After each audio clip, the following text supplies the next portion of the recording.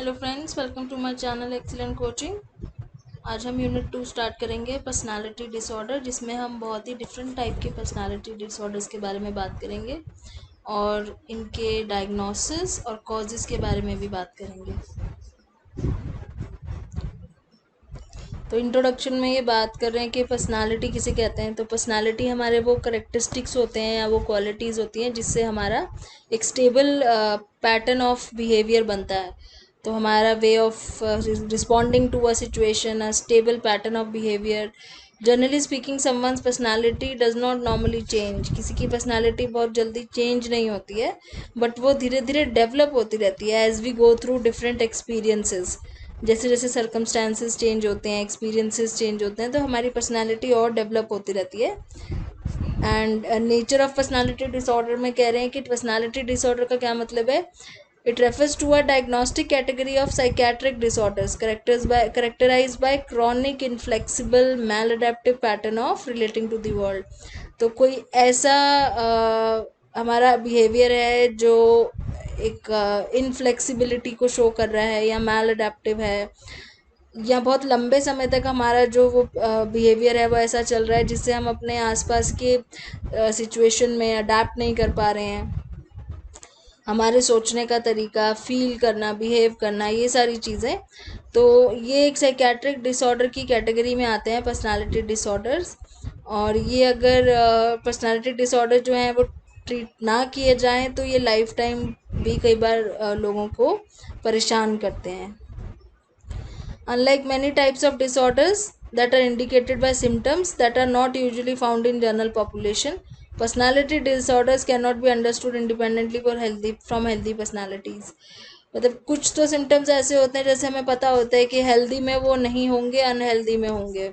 जैसे ये सीजर्स की बात कर रहे हैं कि वो हेल्दी पर्सनालिटीज़ में नहीं मिलेंगे, अनहेल्दी में मिलेंगे, लेकिन पर्सनालिटी डिसऑर्डर्स जो हैं वो हेल्दी पर्सनालिटीज़ में भी कई बार इतने ज़्यादा ये एक दूसरे से ओवरलैपिंग है, तो वो हेल्दी पर्सनालिटीज़ में भी मिल जाते हैं कई बार, जो हमें नहीं लगता कि उसमें कोई प्रॉब्लम है, क्योंकि इसमें बहुत सारे वेरिएंट्स हैं। Personality disorder exist as a special case of a normal healthy personality.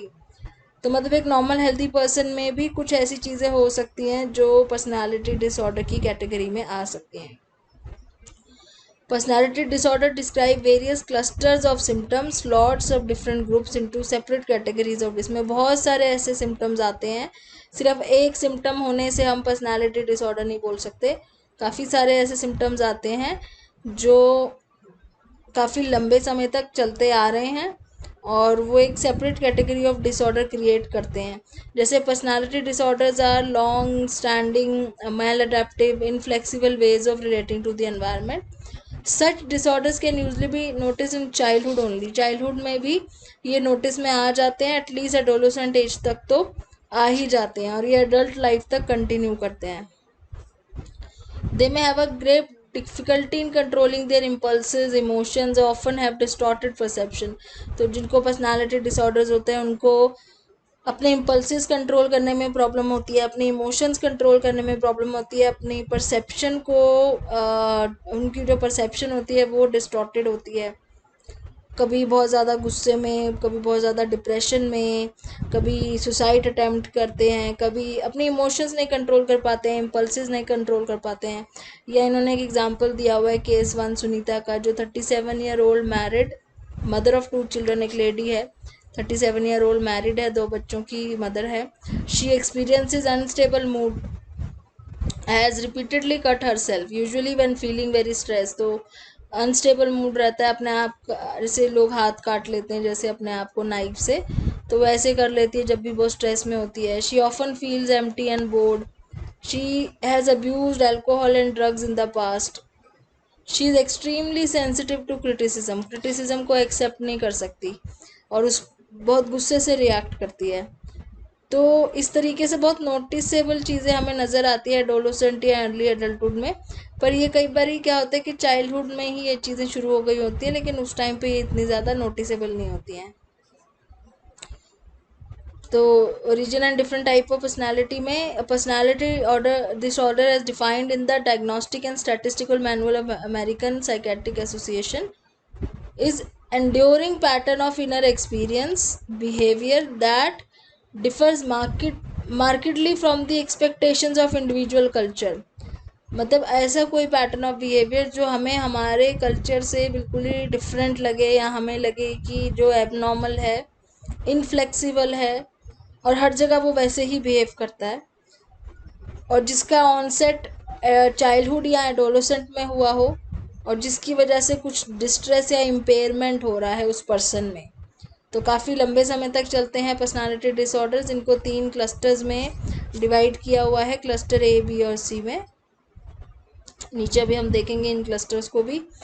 Disorder patterns of behaviour characterized by relatively fixed and inflexible life long reaction to stress. मतलब आप देख रहे हो ये इनफ्लेक्सिबल वर्ड बार बार आ रहा है कि ये ऐसे पैटर्न ऑफ बिहेवियर होते हैं जिसमें हम मैल एडजस्ट करते हैं, अडेप्ट नहीं कर पाते हैं एनवायरनमेंट से, रिपीटेटिव होते हैं हमारे बिहेवियर, इनफ्लेक्सिबल होते हैं, इम्पल्सेस को कंट्रोल नहीं कर पाते हैं। उसके बाद the causes of these disorders are unknown, but the constitutional factors may play a role in some instances।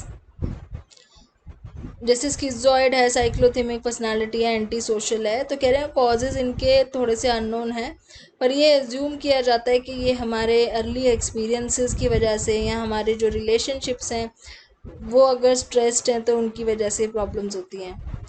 तो पहली पर्सनालिटी जो इन्होंने डिस्कस करी है पैरानॉइड पर्सनालिटी है। ये किस तरह के लोग होते हैं जो बहुत ही हाइपर सेंसिटिव होते हैं, हमेशा दूसरों पे शक करते हैं, बहुत रिजिड बिहेवियर होता है इनका, क्रिटिसिज्म एक्सेप्ट नहीं कर पाते बिल्कुल भी। इनके बिहेवियर की वजह से ये हमेशा आइसोलेटेड ही रह जाते हैं, लोग इनके साथ फ्रेंडशिप नहीं कर पाते हैं, और इनकी अपनी जो है दूसरों अपनी फीलिंग्स को ये बहुत ज़्यादा डीमीन करते हैं, कभी कभी बहुत डेंजरसली बिहेव भी करते हैं। इनको हमेशा दूसरों पे शक रहता है, उनको हमेशा ये एग्रेसिव फीलिंग्स के थ्रू ही देखते हैं। एक सेंस ऑफ सेल्फ एडिक्वेसी नहीं होती इनके अंदर, सेल्फ एस्टीम भी बहुत लो होती है। तो दीज पीपल आर डिज़ाइन, ये अपनी एडिक्वेसी प्रूव करने में लगे रहते हैं, क्योंकि इन्हें जो लगता है ना कि इनका जो वर्थ है वो बिल्कुल ज़ीरो है, तो उस चीज़ को प्रूव करने में लगे रहते हैं, इसलिए ये बहुत ज़्यादा ही एफर्ट लगाते हैं अपने काम में। कई बार बहुत हाईली एफिशिएंट और काम भी करते हैं हाईली एफिशिएंट, अपनी एफिशिएंसी बहुत शो करते हैं इसी चक्कर में कि उनका वर्थ हो। बड़े कॉन्सेंशियस भी होते हैं लेकिन फ्लेक्सिबल बिल्कुल नहीं होते हैं, तो इस वजह से ये दूसरे लोग इनको रिजेक्ट कर देते हैं और कभी कभी हॉस्टाइल भी हो जाते हैं। पैरानॉइड पर्सनालिटी मतलब जो दूसरों पे हमेशा शक करते हैं या डाउट करते हैं। फिर साइक्लोथाइमिक पर्सनालिटी है जिसमें कभी डिप्रेशन या कभी इलेटेड मूड रहता है, कभी बहुत खुश रहते हैं, कभी डिप्रेशन में रहते हैं। खुश होते हैं तो बहुत एक्टिव होते हैं, आउटगोइंग होते हैं, ऑप्टिमिस्टिक होते हैं। जब उदास होते हैं तो एकदम उल्टा हो जाता है, उसका डिप्रेशन में चले जाते हैं। और जब खुश होते हैं तो कई बार खूब बातें भी करते हैं, लोगों को लगता है कि अचानक इन्हें क्या हो गया। जब उदास होते हैं तो बिल्कुल ही होपलेस हो जाते हैं। तो ये नॉर्मल बिहेवियर का इनका पार्ट होता है, कभी खुश होना कभी उदास होना, तो मूड स्विंग्स इनके होते ही रहते हैं। फिर स्किज़ोइड पर्सनालिटी है। स्किज़ोइड पर्सनालिटी जो ओवर सेंसिटिव, विड्रॉन होते हैं, शाई भी होते हैं, क्लोज रिलेशनशिप बनाने से डरते हैं, एसेंट्रिक भी बोला जाता है ऐसे लोगों को, और देयर थिंकिंग ऑटिस्टिक थिंकिंग बोली जाती है कि इनकी थिंकिंग बहुत ऑटिस्टिक होती है, रियलिटी से बिल्कुल डिफरेंट होती है, रियल लाइफ से इनका टच नहीं होता। डे ड्रीमिंग बहुत ज़्यादा करते हैं, अपनी फीलिंग्स एक्सप्रेस नहीं कर पाते, डिटैच होते हैं लोगों से, and the range of adaptive responses is limited. तो विड्रॉल बहुत ज़्यादा होता है इनके अंदर जब स्ट्रेस होता है तो, और मतलब ये अपने पीयर ग्रुप से इतना ज़्यादा इन्वॉल्व नहीं होते हैं अपने पीयर ग्रुप में।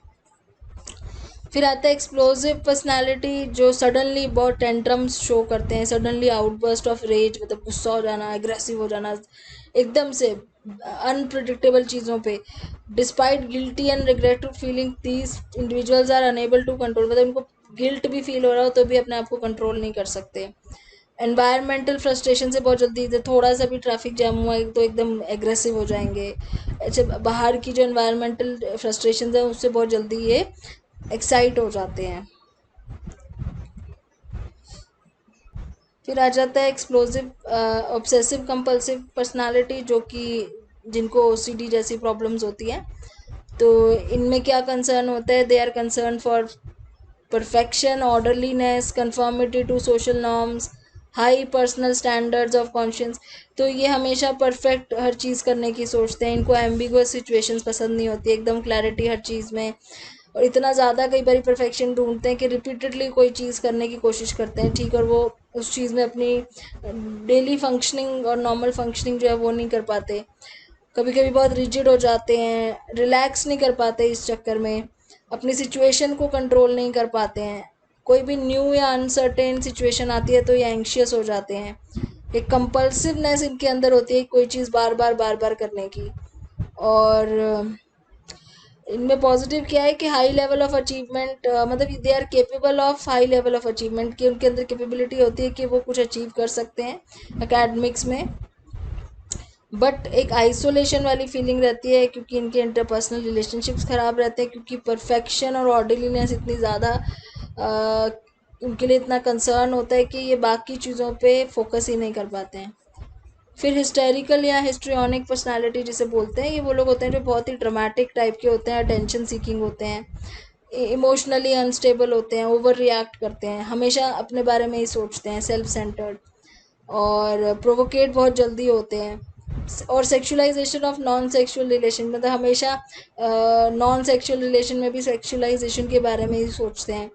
तो अब सुपरफिशियली सेल्फ एश्योर्ड होते हैं, मतलब ऊपर ऊपर से दिखाते हैं कि वो बहुत ही ज़्यादा सेल्फ एश्योर्ड है, लेकिन अंदर से जो उनकी फीलिंग्स हैं वो एक्सप्रेस नहीं कर पाते हैं।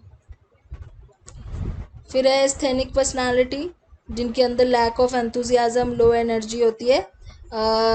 ये किसी चीज़ को एंजॉय नहीं कर पाते हैं बिकॉज बहुत ही लैक ऑफ एंथुजियाज्म होता है, रिस्पॉन्स नहीं करते हैं, इमोशनल स्ट्रेस होता है, मोबिलाइज नहीं करते हैं रिसोर्सेज को अपने स्ट्रेस को कम करने के लिए, लेजीनेस की वजह से हमेशा हेल्पलेस फील करते हैं। तो ये अपनी तरफ से कोई एफर्ट नहीं लगाते हैं अपनी फीलिंग्स को या अपनी जो भी प्रॉब्लम्स हैं उनको सॉल्व करने में। एंटी सोशल पर्सनालिटी, हम सबको पता है, जिनको सोशियोपैथ भी बोला जाता है, जो जिनको पसंद नहीं होता है कि सोसाइटी में जो नॉर्म्स हैं वो चीज़ फॉलो करें।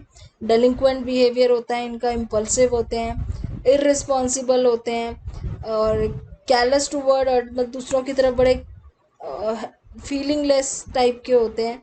सुपरफिशियलिटी ऑफ इमोशनल इन्वॉल्वमेंट होती है।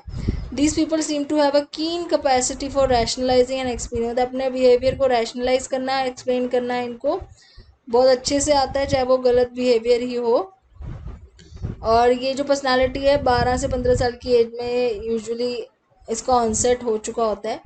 तो बचपन में कैसे नज़र आता है, जैसे जो डिसिप्लिन फॉलो नहीं करते हैं, बहुत ज़्यादा परेशान करते हैं अपने स्कूल में टीचर्स वगैरह को, गलत हैबिट्स होती हैं इन लोगों को, जैसे नेल बाइटिंग, स्लीप वॉकिंग वगैरह की। काम का रिकॉर्ड बहुत ख़राब होता है स्कूल टाइम से ही इनका। सोशल आइसोलेशन होता है, एंग्जाइटी भी होती है ऐसे लोगों को बहुत ज़्यादा, और सोमैटिक कंप्लेंट्स भी होती हैं, बॉडी में कुछ पेन वगैरह की प्रॉब्लम्स की कंप्लेंट भी होते हैं। पर ये देखा गया है कि ये मैच्योर आउट हो जाती है ये पर्सनालिटी, मतलब कुछ टाइम के बाद ये चीज़ें कम हो जाती हैं, अप्रॉक्सीमेटली 30 to 40 एज के बाद ये बिहेवियर थोड़ा कम हो जाता है। फिर पैसिव अग्रेसिव पर्सनालिटी है, जो पैसिव भी है अग्रेसिव भी है। मतलब passive type is character helpless, जैसे अभी हमने ऊपर एस्थेनिक वाली देखी थी, हेल्पलेस होते हैं, डिसीजन नहीं ले पाते, क्लिंगिंग टेंडेंसी होती है दूसरे लोगों के ऊपर डिपेंड होने की, अटेंशन गेन करते हैं, अटेंशन और अफेक्शन चाहिए होती है लेकिन रिस्पॉन्सिबिलिटी नहीं चाहिए होती है, और अग्रेसिव भी बहुत ज़्यादा होते हैं। टास्क कोई परफॉर्म करने के लिए एग्री तो कर जाते हैं पर उसको पूरा नहीं करते हैं, कंप्लेंट करने लग जाते हैं, टेंट्रम शो करते हैं, नखरे करते हैं, आर्ग्यूमेंट्स करते हैं। तो ये पैसिव अग्रेसिव में आ जाता है। फिर आती है इन एडिक्वेट पर्सनालिटी, जिसमें जो वो लोग होते हैं whose response to any form of stress seems ineffectual, मतलब वो जैसे भी स्ट्रेस की सिचुएशन हो वो उसको कोप अप नहीं कर पाते हैं, उनकी जजमेंट बड़ी ख़राब होती है, अगेन एनर्जी की और परफॉर्मेंस बहुत लो होती है, low energy low performance. Incentive is lacking, मतलब कोई जैसे किसी को इंसेंटिव दे के आप मोटिवेट कर सकते हो, ये चीज़ इनके अंदर नहीं होती। These people are marginally involve in social relationship, tend to drift and take non dip, जहाँ पे इनको कोई काम ना करना पड़े उस टाइप की जॉब लेते हैं। सोशल रिलेशनशिप में भी मार्जिन ज़्यादा एफर्ट नहीं लगाते हैं। And lower social economic background से मोस्टली लोग होते हैं, and failure and passive style of behaviour, ये सारी चीज़ें इनके सिम्टम्स में नज़र आती हैं। और फिर आता है सेक्सुअल डेविएशन, जिसमें वो उस तरह के लोग होते हैं जो repeatedly somewhat compulsively direct their sexual interest toward object and other than opposite sex, मतलब अपने अपोजिट सेक्स के अलावा और चीज़ों पे भी अपने सेक्सुअल इंटरेस्ट शो करते हैं, वो सेक्सुअल डेविएशंस में आते हैं। The term carries a moral connotation and it's somewhat related to cultural norms. However, it is believed that this behavior reflects at least developmental difficulties. मतलब इनका सेक्सुअल बिहेवियर नॉर्मल नहीं होता, डेविएंट होता है। जिस चीज़ की तरफ सेक्सुअली अट्रैक्शन होनी चाहिए वो ना होके अलग चीज़ों पे होती है, तो डेविएंट होता है। फीचर्स ऑफ पर्सनालिटी डिसऑर्डर में बोल रहे हैं कि अर्ली ऑनसेट होता है, जैसे एडोलेसेंट की एज तक पता चल जाता है पर्सनालिटी का, और कितनी स्टेबल है इसका कोई पीरियड नहीं होता सिग्निफिकेंट कि इतने साल तक ये रहेगा। परवेसिव है क्या मतलब हर सिचुएशन में वो चीज़ नज़र आती है, चाहे वो पर्सनल हो, सोशल हो, ऑक्यूपेशनल हो। मैल अडैप्शन होती है इसमें, जिसकी वजह से उस पर्सन को डिस्ट्रेस होता है और अपने normal day to day functioning में, सोशल और ऑक्यूपेशनल फंक्शनिंग में प्रॉब्लम होती है। कॉजेज़ क्या हो सकते हैं? कॉजेज़ में ये बोल रहे हैं कि जिनको शायद एक कॉज ये हो सकता है कि बचपन से सिखाया नहीं जाता है कि किस तरीके से मैनेज करना है अपने आप को। यहाँ जैसे बोला गया है कि जो बॉर्डर लाइन पर्सनैलिटी होती है ना, जो बहुत एक्सट्रीम रिएक्शंस करते हैं, जो लोग कभी सुसाइडल बिहेव करते हैं, अटेंशन सीकर होते हैं, बॉर्डर लाइन पर्सनैलिटी के जो सिम्टम्स है अभी हम नीचे पढ़ेंगे, उनको चाइल्डहुड ट्रॉमा हुआ होता है कहीं ना कहीं, इसीलिए। फिर डिसोसिएटिव आइडेंटिटी डिसऑर्डर है, जिनको मल्टीपल पर्सनालिटी डिसऑर्डर के नाम से जानते थे पहले, तो उसमें भी कह रहे हैं कि वो ट्रॉमा की वजह से ये तो ट्रॉमा या चाइल्डहुड एक्सपीरियंस के ऊपर बार बार फोकस कर रहे हैं कि कहीं ना कहीं बचपन में मैल एडजस्टमेंट हुई है या उनको सपोर्ट नहीं मिली है, साइकोलॉजिकल इमोशनल सपोर्ट नहीं मिली है। कोमॉर्बिडिटी देखी गई है कि जिसके अंदर एक तरह की पर्सनालिटी डिसऑर्डर होगा वो दूसरी तरह की भी होने के चांसेस ज़्यादा रहते हैं। अब पहला फैक्टर है बायोलॉजिकल की, जेनेटिकली, तो जेनेटिकली है, जैसे पैरानॉइड पर्सनालिटी डिसऑर्डर हो गया या स्किज़ोटाइपल हो गया, ये सब जेनेटिकली भी ट्रांसफ़र हो जाए। जैसे आपके घर में पेरेंट्स को किसी को होगा तो बच्चे के अंदर भी वो चीज़ आ सकती है, तो जेनेटिक का भी इसमें रोल है। एंटी सोशल में भी बोल रहे हैं ये, जैसे people with borderline personality appear to be characterize by lowered functioning of neurotransmitter serotonin. Serotonin जो न्यूरोट्रांसमीटर होता है इनके जो बॉर्डरलाइन पर्सनालिटी वालों में कम फंक्शन करता है, to which they show impulsive aggressive behaviour, इसलिए वो इतना इम्पल्सिव बिहेव करते हैं, कभी अपना हाथ काट लिया, कभी कुछ। तो ये सब चीज़ें जेनेटिकली भी आगे पास ऑन हो सकते हैं। फिर साइकोलॉजिकल फैक्टर में कह रहे हैं जैसे अब्यूज़ हुआ है चाइल्डहुड में, चाइल्ड अब्यूज़ है या निगलेक्ट कर दिया गया है, तो उस वजह से। अब एग्जाम्पल यहाँ है कि इन्होंने दिया है, जैसे जो नार्सिस्टिक पर्सनालिटी डिसऑर्डर है, जिसमें वो सिर्फ अपने बारे में ही सोचते हैं, अपने आप को बहुत पसंद करते हैं, वो लोग होते हैं नार्सिस्टिक, जो सिर्फ सिर्फ अपने आप को ही पसंद करते हैं। They believe children go through a phase of primitive grandiosity during which they think all the events and needs revolve around them. तो एक टाइम पे वो पीरियड आता है जब सारे बच्चों को ये लगता है कि हर कोई, चाहे पेरेंट्स हो चाहे कुछ भी हो, सब उनके ही लिए उनके ही आसपास घूमेंगे और उनका ही काम करेंगे। तो इस फीलिंग को अगर ना कंट्रोल किया जाए, ये चीज़ ना रिड्यूस की जाए, तो वो नार्सिस्टिक पर्सनालिटी डिसऑर्डर में आ जाता है।